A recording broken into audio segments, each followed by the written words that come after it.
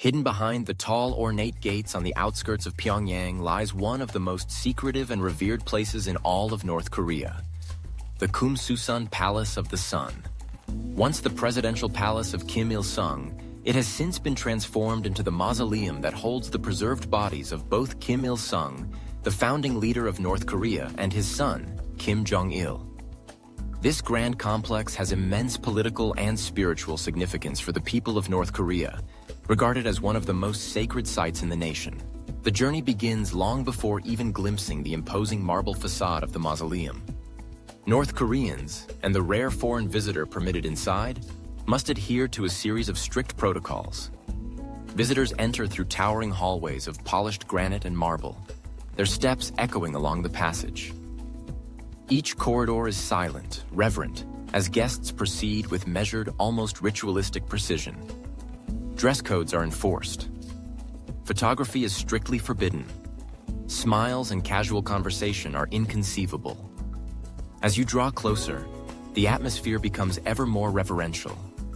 Soft music fills the air, and gentle lighting reflects off portraits of the two leaders, surrounded by fresh flowers and trembling candlelight.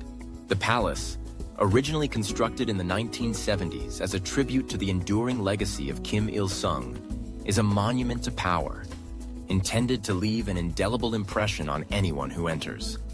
Its halls stretch expansively, lined with marble pillars and massive chandeliers, a display of grandeur meant to convey the everlasting might of the Kim dynasty.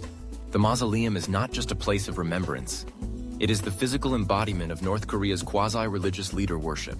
Inside the complex, visitors are reminded at each step of the foundational myths of the regime.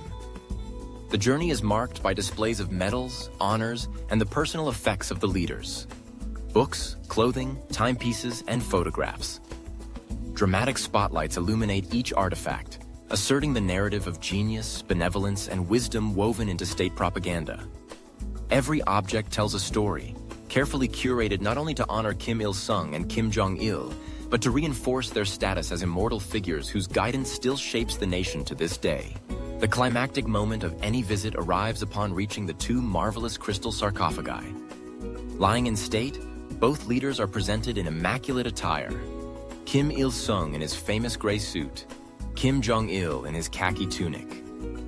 Their expressions are serene, untroubled, as though resting rather than deceased. Soft, colored lighting dramatizes their presence, creating an almost ethereal energy in the cold, hushed chamber. Visitors bow in deep respect 3 times, first at their feet, then their sides, and